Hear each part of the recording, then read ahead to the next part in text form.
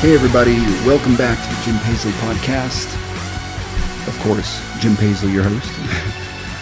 Today I've got a really special guest that's certainly relevant to the COVID-19 pandemic, and I think it's a lot of helpful information today, so certainly listen to this. But today my guest is Dr. Mark Gorgon. A little bit real quick on his background. He graduated from University of Tennessee College of Medicine back in 1978. His office is in Encino, California. It's just outside Los Angeles. Specializes in endocrinology, diabetes, metabolism, and internal medicine. Dr. Gorgon has been affiliated with Santa Monica UCLA Medical Center. He's also been involved with the University of Southern Cal. Been in practice 42 years. He's written 2 medical texts, Interventional Endocrinology, and then Traumatic Brain Injury, a Clinical Approach to Diagnosis and Treatment, back in 2015. That's a medical textbook. Dr. Gorgon has been on Bulletproof Radio with Dave Asprey. He's been a regular on the Joe Rogan Experience. There he partners up with Andrew Marr on those shows. Andrew Marr was a former Special Forces military veteran suffering from traumatic brain injury where he briefly lost consciousness, but of course he didn't feel the effects till months later when he returned home from his tour. And of course, he was in really, really bad psychiatric trouble. They talk about his recovery from that through Dr. Gorgon's protocol. But anyway, to learn more about that and what he's doing with TBI, PTSD victims and his treatment, look at Joe Rogan shows 438, 574, 700, and show number 1056. How do I know Dr. Gorgon? I ran into him years ago. He was involved in a case that I was looking at, and I was studying how he was treating TBI patients. I was compelled to learn as much about him as I could, so I do what I do best is I jump down the rabbit hole, and I called him up. We got to be sort of buddies pretty quick, but when you speak to Dr. Gorgon, you realize, first of all, that he loves what he does. You also learn a lot really fast. He helped me also do some guinea pigging on myself, and the results of his protocol with me have certainly been life-changing. In short, I think it's safe to say that his practice is built around treating inflammation with supplements and bioidentical hormones. Last week, with the advent of the COVID-19 pandemic, I reached out to Dr. Gorgon. Been a while since I've spoken to him. And I wrote him a quick email, asked him if he had any opinions on how one could best defend themselves from the coronavirus. And he certainly, of course, had an opinion. He called me on my cell phone, and he gave me a very simplified fire hose explanation on his rationale for giving yourself the best defense. On the podcast, he dumbs it down for me so I can understand it. So, of course, you can as well. And I must say, to someone who never liked chemistry or biology, it kind of makes sense. So, real quick disclaimer, my apologies for the sound quality that kind of blips out for a split second. Maybe a half dozen times here. We couldn't do this one Zoom because of security concerns that he was worried about. Totally understandable. So, we were stuck with Skype. But I promise when COVID-19 is over, I will go back to in-person recordings only. So without further ado, ladies and gentlemen, Dr. Mark Gorgon. Your podcast resume runs pretty long, Joe Rogan. What, 3 times? Is that right? 4 times, and the 5th time coming up. 5th time, really. When can we expect that, do you think? When everything calms down. We were, the release of my partner's movie, Quiet Explosions. Joe's in the movie, and Joe was going to be the MC for it in Hollywood at the release of Quiet Explosions, which is the story that was generated from his book, Tales from the Blast Factory, which talks about his military experience, how he had blast trauma, repetitive blast trauma, no physical problems, but just blast wave trauma, and how he developed what they call PTSD. I call symptomatic traumatic brain injury. And that's how we met. He went looking for a way to get out of his 13 medications and stop being an alcoholic. And within a very short period of time of starting our traumatic brain injury protocol, he ended up off everything, writing a book, getting it picked up by Hollywood, made into a movie.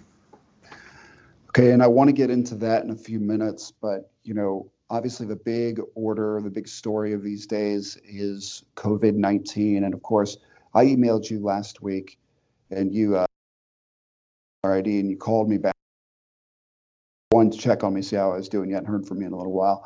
But I thought of you because, when I think of your practice, I think of you as doctor more than anything treats inflammation, that affects, psychiatric issues or things like that. But with COVID-19, of course, you read a lot with people with high inflammatory markers. And I figured that you would have a well-researched, thought out idea for how to best defend somebody. So you wrote this paper that I read a couple times, The Emerging Science of Coronavirus Defense, the COVID-19 Paradox. And in there, what's consistent with it that I find is you're reading more reports about how doctors are successfully treating this in New York, people that have severe symptoms.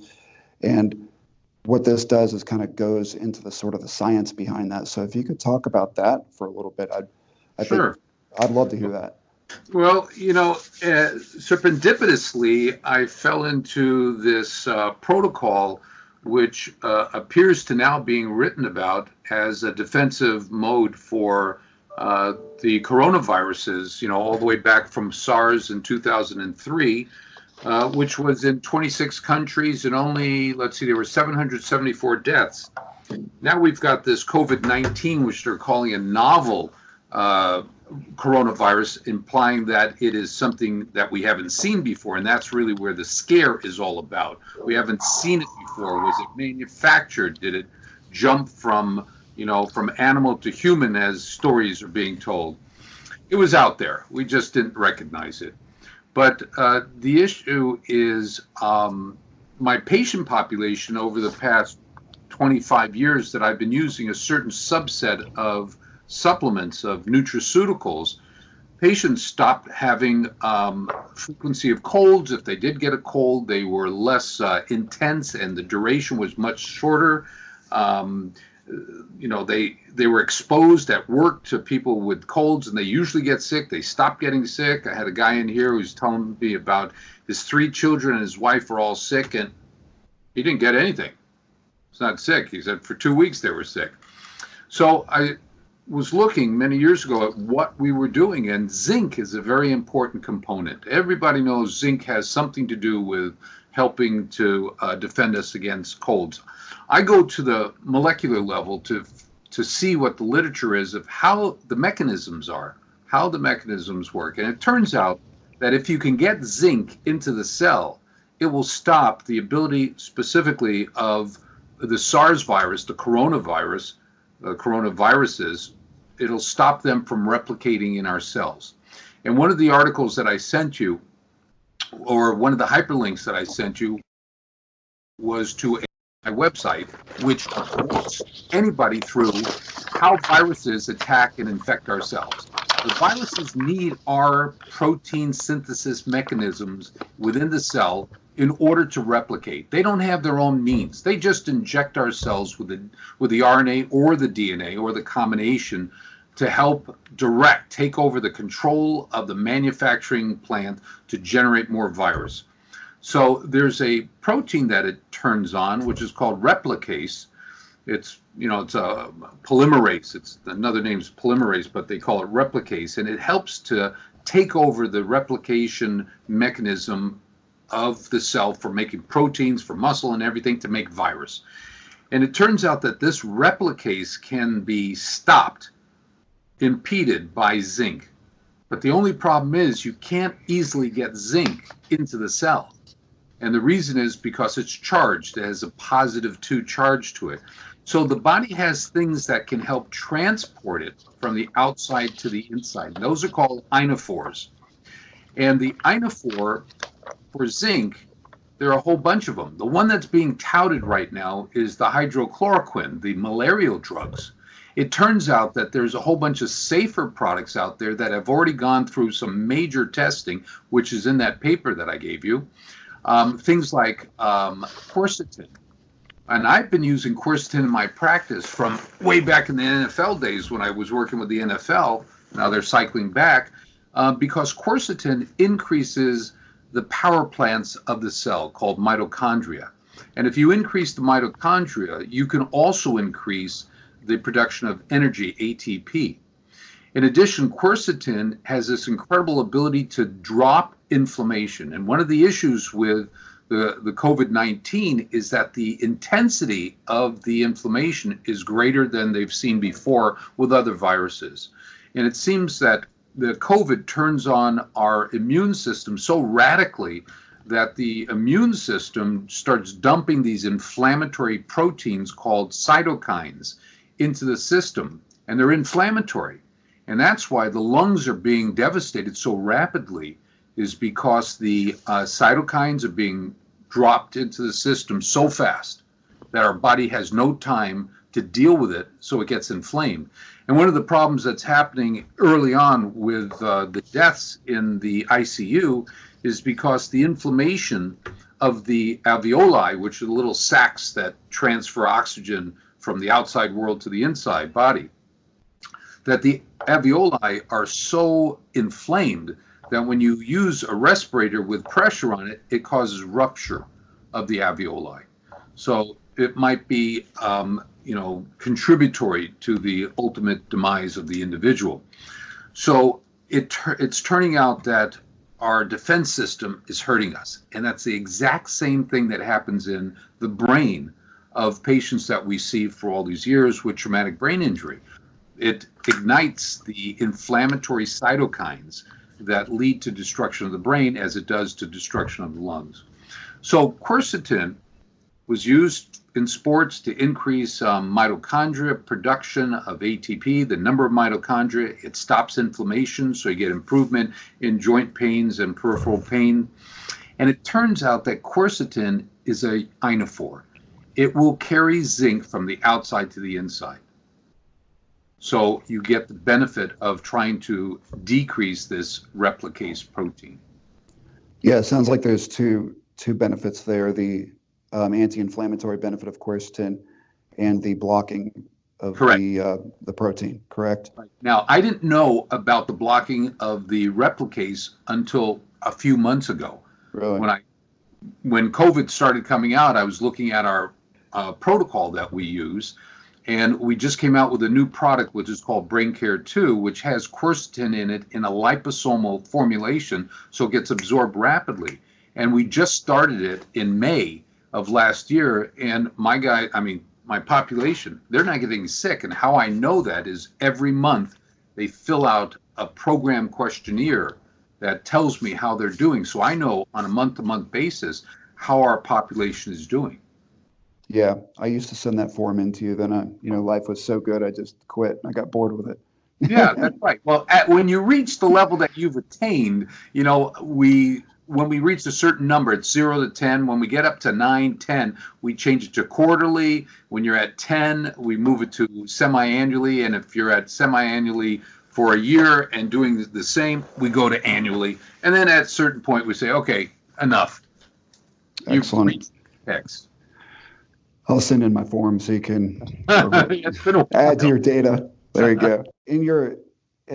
And I will ask you this, the COVID-19 paradox thing you wrote, 3-page, and you reference 7 or 8 studies here, but in addition to that, obviously the YouTube video. Can I share this with the listeners? You can share it with the listeners, or they can go to the website, which is tbihelpnow.org.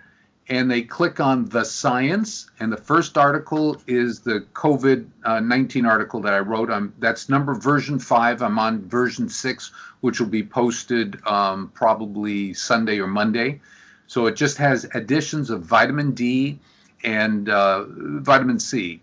Vitamin C, it works through another mechanism, but we've been working with the quercetin in EGCG, which is the active agent in green tea, which is also in the product which is called Brain Care 2, which is anti-inflammatory. EGCG? How do you say that word?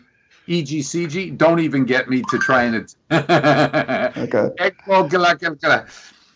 It's the active green tea product. And, we started, 2017, our first product called CME, Clear Mind and Energy, has EGCG in it because the science is so repetitive in saying the same thing. Studies done with stroke patients, studies done with Alzheimer's, studies done with dementia, that EGCG helps to diminish the inflammation and improve healing. And that's what we see. We've got Alzheimer's patients that improve. We have Parkinson's patients. So they're all inflammatory illnesses. Since we've last really discussed things, the turn has been in, I was hormones in the brain. The hormones are extremely important for regulating brain function. But it turns out what stops the hormones from being produced in the brain is inflammation. So if you address the inflammation first, or concurrent to replenishing hormones at low dose while you're waiting for the brain to come back into play, that's really the key. So my greatest focus over the past 3 years has been on inflammation in the brain, neuroinflammation. And articles are coming out talking about schizophrenia, OCD, bipolar depression, anxiety, MS, ALS, Parkinson's, all being inflammatory. And I have a young veteran who was medically discharged from the military because of developing multiple sclerosis. And he's been on our for about 90 days. Symptoms are all gone. But multiple sclerosis has an up and down kind of cycle, but a sense of well-being and everything's better because we found he had inflammation and he had his chemistry, his neurosteroids, the hormones that are produced in the brain, were lower than optimal. Right. I want to get more into that in a second, but just real back to the quercetin and zinc. Obviously, you're not saying you're going to cure COVID-19. Obviously, you're saying this is about reducing risk factors. This is about wellness, general wellness, giving yourself, setting yourself up as good as you can. What is a general protocol that maybe, an average Joe, that you would follow? Yeah, well, I'll tell you what I'm doing. There you go. Yeah, I'll tell you what I'm doing. I take quercetin 500 milligrams twice a day, along with 30 milligrams of zinc. But I have the benefit of knowing what my zinc levels are in our blood panels. We do a zinc level, not in the serum, but in the cell. So how do you do that? Well, there's a separate tube. It's a large royal blue tube, is for intracellular metals. So that's what we measure, intracellular zinc levels. Doesn't matter what's floating outside, it's what's inside that really is the key, because that's where it stops the viral RNA replication. Okay, so 30 milligrams of zinc, maybe a little bit more, depends if you know where you're at or not. Most people probably don't. You have to be careful with zinc, because if you take too much zinc, you can end up with copper and iron deficiency. So one of our products that we have, we automatically include copper in it. If you have copper deficiency, the immune system's affected, and we don't want to impede the ability of the immune system to fend off anything. Also, iron deficiency can lead to iron deficiency anemia. Also, change thyroid functioning. Zinc's important in about 300 processes in the body: antiviral, anti-cancer, anti-Alzheimer's, anti-dementia, helps pancreatic production of insulin, and then it helps the gonads produce their hormones. There you go. So back into hormones then. This is back into inflammation. Your story is pretty interesting of how you got into this.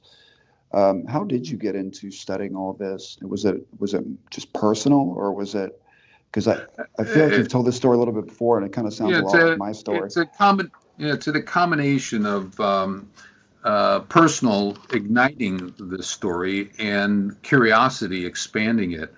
I had 6 traumatic brain injuries starting at 4 years of age up until about 23, 24. Never thought anything about it like most of us, because I wasn't knocked unconscious. I wasn't, loss of memory or amnesia or nausea, vomiting, or didn't have what was perceived as post-concussional syndrome. And real quick, how do you define traumatic brain injury? That's the problem. It has a definition, which I'll send you the article that I sent out February, which is called Rethinking Traumatic Brain Injury. because there's traumatic brain injury where you get hit on the head, but you don't have to lose consciousness. You get in a car accident and you don't have to hit your head on anything. You don't have to be, in a bad accident. I mean, I had a case here, I think I shared with you in the past, where a guy was rear-ended between 5 and 7 miles an hour. And he ended up developing symptoms that they called PTSD, and we found that it was really hormonal based. Whether or not it was the straw that broke the camel's back because of his history, and that was the incident that precipitated it, pushed him over the edge, you can't say. But the way that things are written at that moment, prior to that moment, he had no symptomatology. We don't know what his hormones were, but after that moment, we found his hormones were deficient in a pattern that suggested traumatic brain injury. And that's what the neurosteroids help us to do. The neurosteroids help us to define if the brain has been impeded or impinged by trauma, inflammation, or physical. So the definition of traumatic brain injury by the DOD, because I work with the military a lot, is where you have loss of consciousness less than 30 minutes. You have amnesia, either retrograde or posterior grade. You have physical complaints, nausea, vomiting, and symptoms of that nature to be classified as mild traumatic brain injury. But the majority of cases are, they call them concussions, or they call, dings. I've had 50 caliber machine gunners, never had any problem, but they develop later all the symptoms of someone who had a physical traumatic brain injury, like someone hit them over the head. How much later can somebody develop? Well, according to the literature, it can take up to 17 plus years to occur. I've had people who have developed it within 2 days. I've had people who have developed it 5-10 years after the fact. And what happens is it gets missed because the guy walks into his doctor's office and says, "Doc, I'm depressed," or "I'm feeling depressed." So the doctor's interviewing him and he says, "Oh, you're depressed." And they never talk about their history of when they were learning how to ride a bicycle or skateboarding or surfing or walking, learning how to walk, or a difficult delivery. These are all contributory factors, or multiple surgeries. You think surgeries, you go and you have surgeries and it's safe. Robin Williams, a great example. He was in surgery for 13 and a half hours and subsequently, commit suicide. He had no additional drugs. They did all the toxicology. He committed suicide. Why? Because after surgery, your chemistry of the brain changes and you become depressed. And it's been proven, if you go look up, post-CABG depression. CABG is coronary artery bypass graft. So after cardiovascular surgery, it's a high incidence of depression and suicide, because the inflammation in the brain by the entire surgical stress to the body leads to a loss of testosterone, luteinizing hormone, and also thyroid. And if you look at the literature and you correlate thyroid hormone deficiency with depression, there are like 410,000 articles between 2000 and 2015. So if you go to Google Scholar and you put in hypothyroidism plus depression, and what'll come up is all these articles that are there, and that's what I use, Google Scholar. Okay, and so how did you stumble upon all this? You were saying a light bulb went off. I sleep 5 hours a night. I feel so good. I sleep 5 hours a night, so I have all this time to read. So, people say, "Oh, I'm just well read." I read a lot. I mean, every week I read between 5 and 10, sometimes 15 articles, depending upon what projects I'm on. And they're cutting edge articles, and they're articles that are scientific, where they already have the answers, but no one's reading the articles. I mean, everything that I've developed for treating traumatic brain injury, PTSD, and all the psychiatric illnesses was generated by the literature that other people had generated, but no one's reading it. If you read about testosterone and depression or thyroid, here, I'll get this, hypothyroidism plus depression. 92,000 articles talking about the relationship. Okay. And they're from psychoneuroendocrinology, they're from JAMA, they're from annals, major institutes and major publications, peer-reviewed articles. And it's just off the cuff, if I was to ask you, how many articles do you think there are about vitamin D and cancer prevention? You're asking me. I don't know. I'll take a gander. 50,000. Yeah. It's good. 1.6 million articles talking about the vitamin D and preventing cancer. And cardiovascular, this is what I do with my patients when we get into vitamin D to make the point of how important vitamin D is and how it's really been under-recognized. There's tons of literature, but physicians, you take too much vitamin D, you're going to have a heart attack. All mythology, okay? But vitamin D, very important for brain function.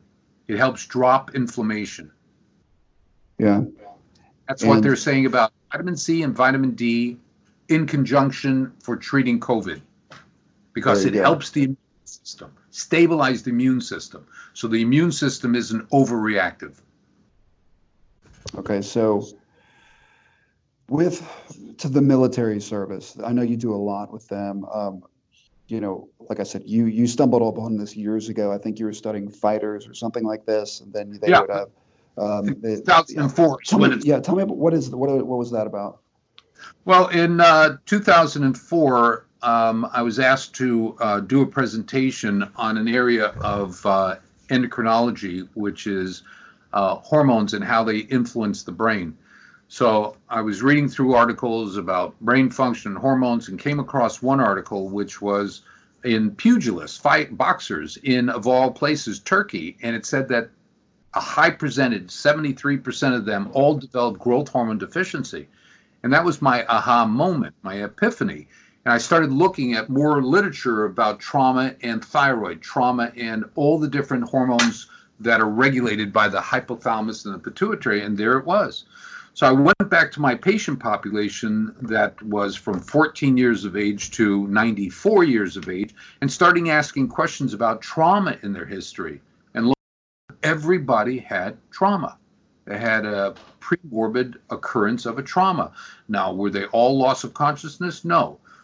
In my first book, Interventional Endocrinology, Chapter 5 in 2007 was my first attempt at writing about traumatic brain injury, and it was a case, we'll call him Michael, who came to me because both his parents were seeing me, and they said, well, we both have deficiencies. Maybe our son, who's having problems like we were, is just genetically predisposed.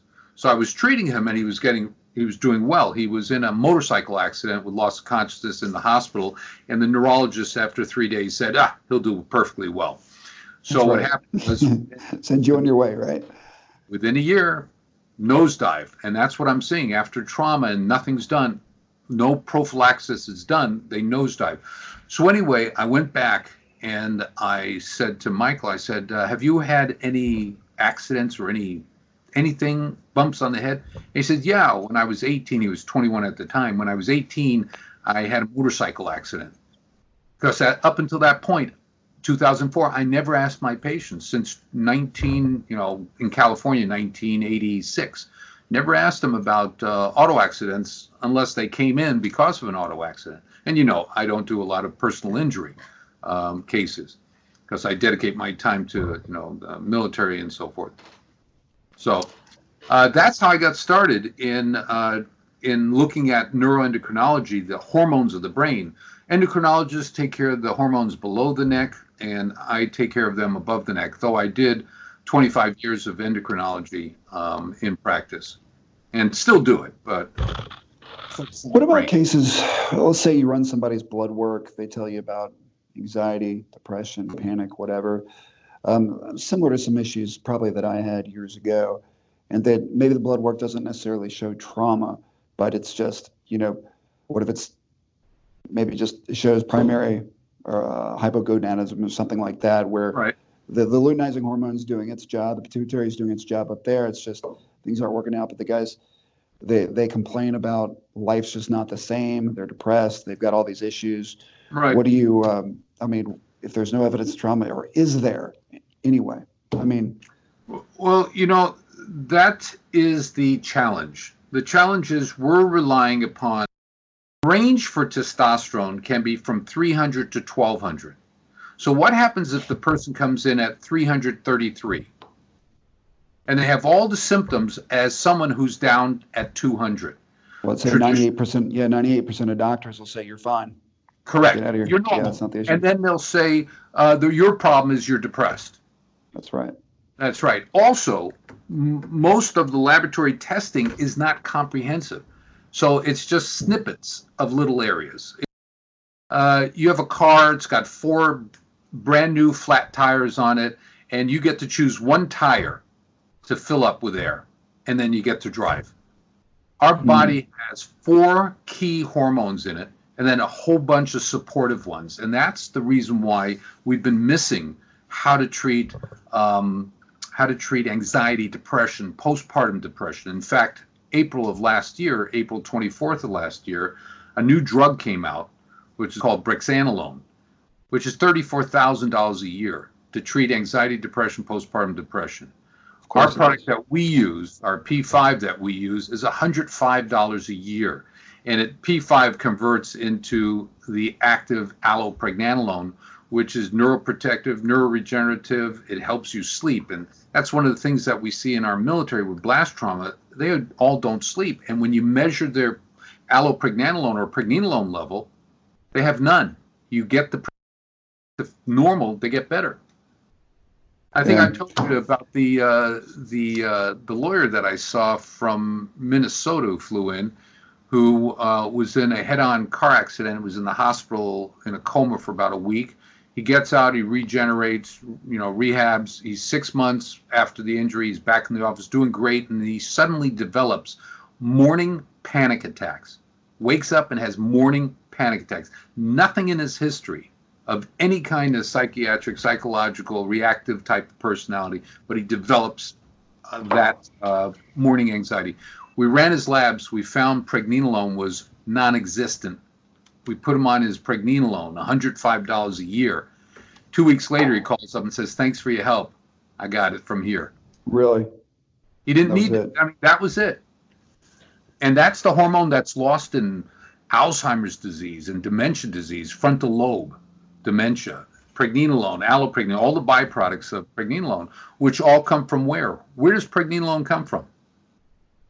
I would say it was cholesterol. Is that right? You got it right. You're a smart man. See, it comes from cholesterol. So from anything we do to block cholesterol, we lower the level of pregnenolone, which is also called the mother of all hormones. In a lecture I give, I call testosterone the father of all hormones. Testosterone does not cause heart disease. Yeah, there's been a lot of bad stuff, and then maybe we can go into that real quick. Obviously, there is a big circle of thought. I mean, if I went to my primary care provider, which I don't really, I mean, if I call him, it's because I have a sinus infection, and that's just about it. And maybe I don't even run labs anymore because I do that with you. But if you tell them that that you've got these issues, and you tell them that you're interested in testosterone, they'll say, "No, I'm worried about your heart." That's almost the first thing you hear. Right. Correct me if I'm wrong, but this was based on a study that was developed years and years ago over high-risk individuals that somehow they were able to correlate that back to testosterone taking, right? And that it was just, but that has since been debunked, I would say hundreds of thousands of times over, correct? Yes. Well, the story with testosterone, if you look at the literature, testosterone has incredible benefits because when you use testosterone, it converts to something called dihydrotestosterone, which causes vasodilatation. So it helps with the blood vessel dilating. In the University of Michigan, they did studies where they injected into coronary arteries with spasm testosterone, and they stopped spasming. In a book called Testosterone in the Cardiovascular System by Springer and Vlog out of Germany in 1984 was the book, a thick book, and it had picture after picture after picture, story after story, case after case, and rationale and science after science that testosterone leads to vasodilation. If you've gone to a gym and you see these big, bulky guys with a red neck that have been using testosterone, causes vasodilatation. Yeah. So what they did was, on these people in this book by Springer Verlag, testosterone in the cardiovascular system, they had people who were going in to have their below-the-knee amputation for clotting of the arteries, either due to atherosclerosis of any kind or diabetic problems with vasculitis. And they gave them an option to have the BKA below the knee amputation or to go on to testosterone. They went on to 2 to 3 milligrams IV of testosterone, blood vessels dilated, and they repaired. I mean, I can send you plates from the book, but it actually dilates. Now, the specific article was one in which they found a 30% increase in death when you're on testosterone. But look at who the people were. They were people who already had 1, 2, or 3 heart attacks, and they had decompensation of their cardiovascular functioning. One of the side effects of testosterone in the wrong person is that it can cause fluid retention. And that fluid retention will overload the heart and lead to congestive heart failure. Okay? When we had one of our docs from Harvard, Abraham Morgenthaler, who's a urologist who is responsible for a lot of our science in testosterone. He's the one who coined the term low T syndrome. And he ripped that article apart, and he actually showed the benefits, not the detriments, the benefits. In their case studies, there were all these benefits, but they only focused in on the guys who had died. These benefits were cardioprotective benefits or what? There are cardioprotective. DHT, if you look at people who take a drug called finasteride or durasteride to protect the hair or to shrink the prostate, they block DHT production. And DHT is important for the contraction of the heart. So there have been cases, legal cases, class action suits about the medication because of increased cardiovascular death because of these medications that block DHT. So what does it tell us? How important DHT is on contraction of the heart. So it improves the inotropism is what it's called, the ability of the heart to contract. So there are thousands and thousands of articles talking about the benefits of testosterone in the cardiovascular system, and a handful of articles which talk about detrimental effects, but in a grouping, in a very select grouping of people that skews the outcome. It skews the results, so they're able to tout the negative effect, and that's why the FDA has put a warning now, a black box warning on testosterone that says it can lead to heart disease. And I think it was just a way to further control testosterone. Yeah. And they, sorry, I hit my phone there. It is crazy how that's a whole nother rabbit hole we can get down and why it's so controlled and why it's a scheduled whatever on the controlled substance list. But it's a little bit absurd. That's, like I said, maybe that room for 5 more podcasts. But so real quick, going down the things, the blood markers you look at when somebody is on testosterone replacement or testosterone therapy. I hear a lot of people concerned, a lot of doctors concerned about hematocrit levels. Yeah. Tell me about that. That is what, the thickness of your blood? Right? Yeah. The hematocrit is the relationship between the red blood cells and the fluid. And the thought is the more red blood cells, the less fluid, the thicker the blood, the higher the risk for stroke, ocular problems, heart attack, kidney problems, vascular problems.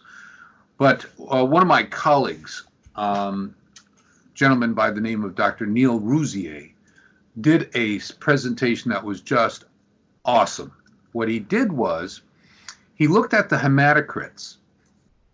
And the hematocrits, when they're elevated, this is where the physicians in the United States freak out and send the patients to get blood drawn, to donate a unit of blood to make their hematocrit lower. Right. I see that's pretty common, yeah.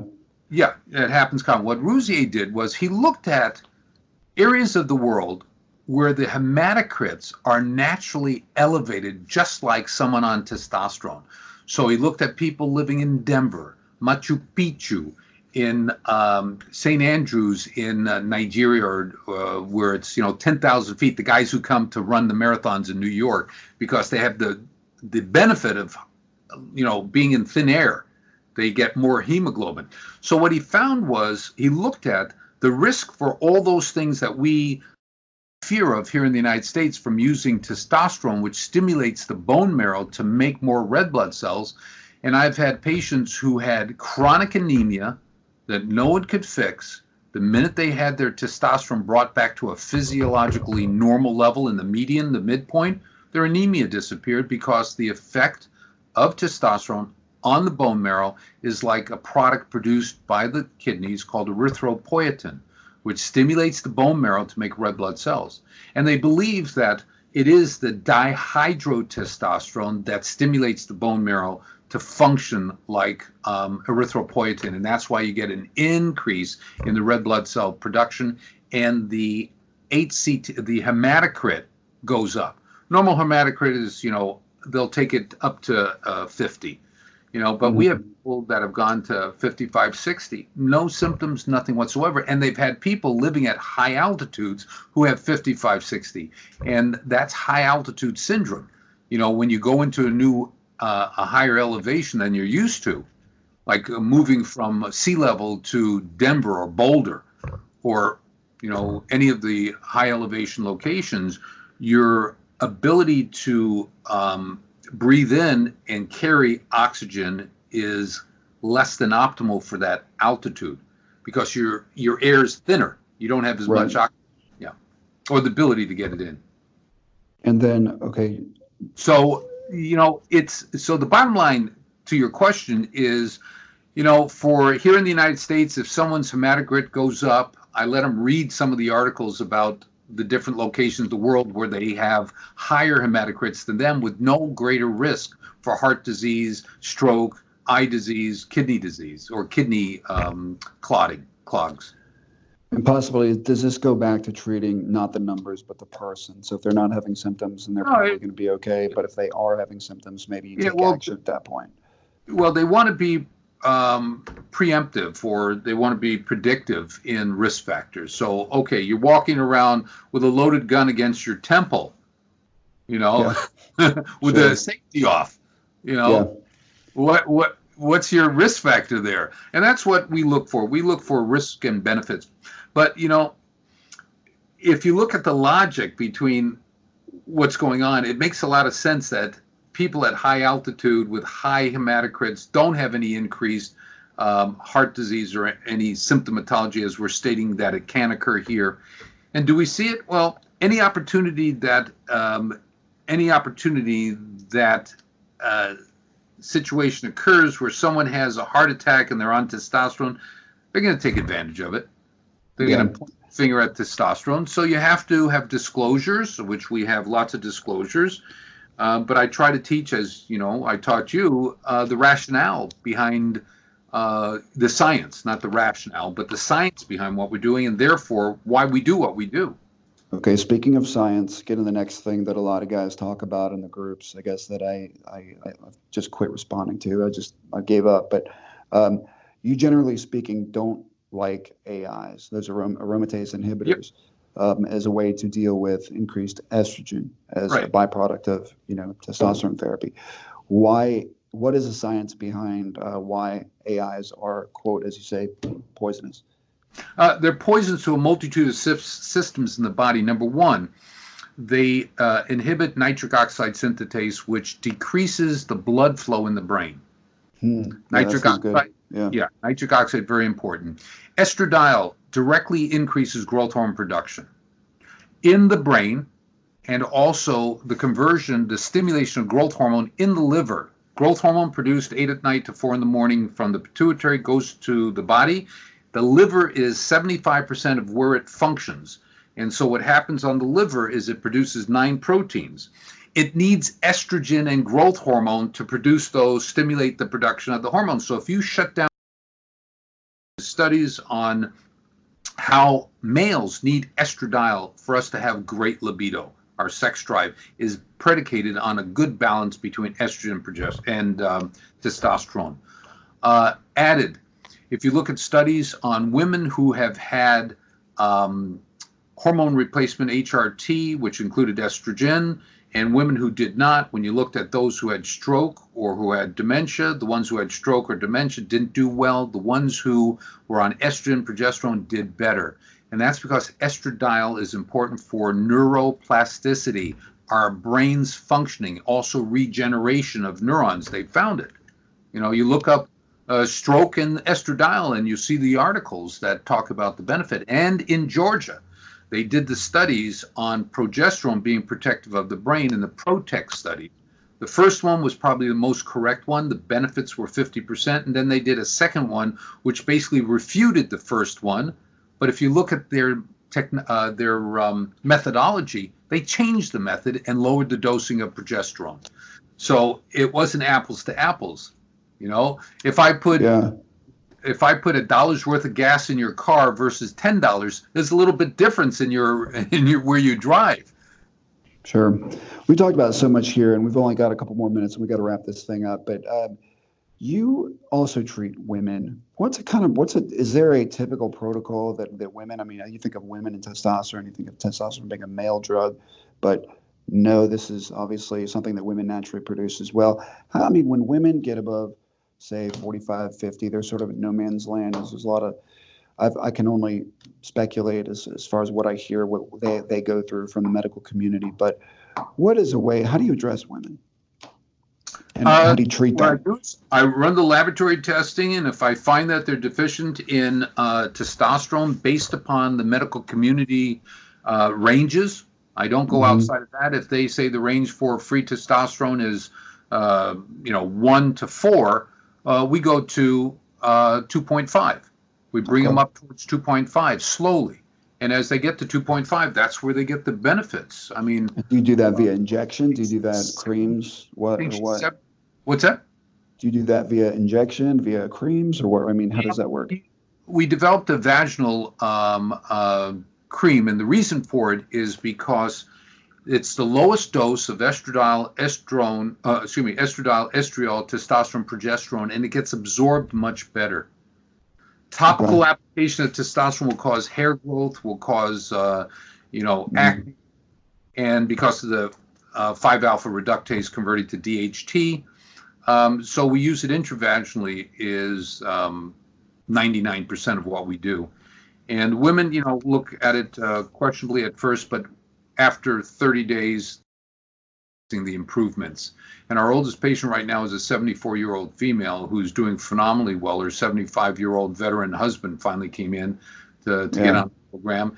And their daughter is on a program. That's how the parents got in. She's doing phenomenally well. My daughter, Allison, who works in the office with us, she takes care of most of the females. Right. Yeah, it's remarkable. I just wanted to make it clear that we weren't just talking about men here, women as well, certainly. I've had a lot of women who said, when I talked about testosterone, they said, "Oh, I didn't know my body had testosterone." And then I showed them our chart, which shows that cholesterol, testosterone, estradiol, and they say, "Oh, I didn't know that." It's a pass-through. Testosterone's a pass-through. Yeah. Okay. Well, I gotta make sure that you stay on schedule. I know you got a full load today, but I wanted to get into the Imperial College of London Clinical Summit where you're talking basically is there any hope? I know obviously they wanted to hear from you as far as a paradigm shift on treating TBI as far as the British military. Is there any hope for the VA in shifting the way they treat, or is that just a pipe dream right now? Well, we have 2 admirals, a congressman, and hopefully a second congressman who are looking at what we're doing. I wrote a paper for the White House, October I sent you a copy of it, Paradigm Shift one. They're looking at the information, but because I'm not at one of the major ivory towers, that they don't look at what I'm doing, even though we have 337 military that have done it phenomenally well, nearly 3,000 civilians that have gone through our program, I've trained a couple of thousand doctors in endocrinology and now about 600 in neuroendocrinology based on the book TBI, clinical application. It's just going to take a time because it's an uphill battle because they've had in place protocols and treatments that aren't working. At some point, the house will crumble and they'll look for ways.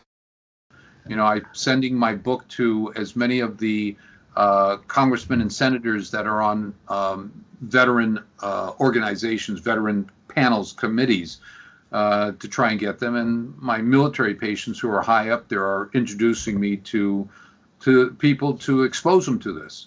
And I feel like I am seeing more. I do know more psychiatrists now that, as far as their treatment protocol, they seem to be more local to you out there in Los Angeles than more maybe you see on the East Coast over here. But I'm seeing more that run blood work and look at hormones as a full scope. I'm seeing that more and more, and you hear of that. So that's comforting at least.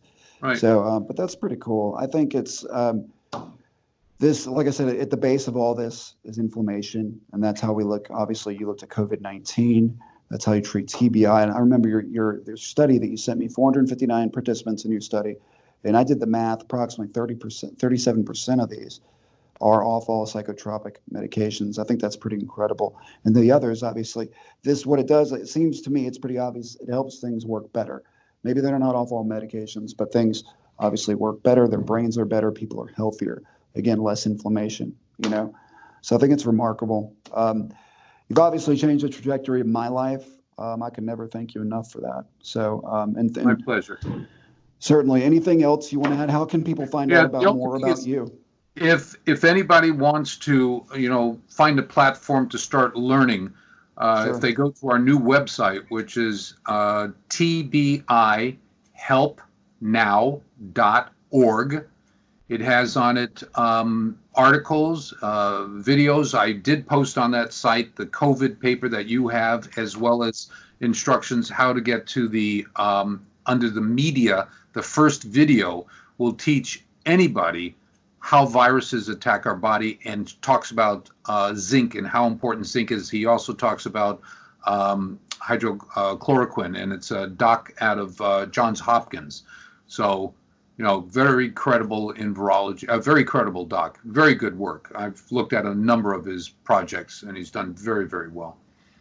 But he's at Johns Hopkins, so people look. Yeah, that's right.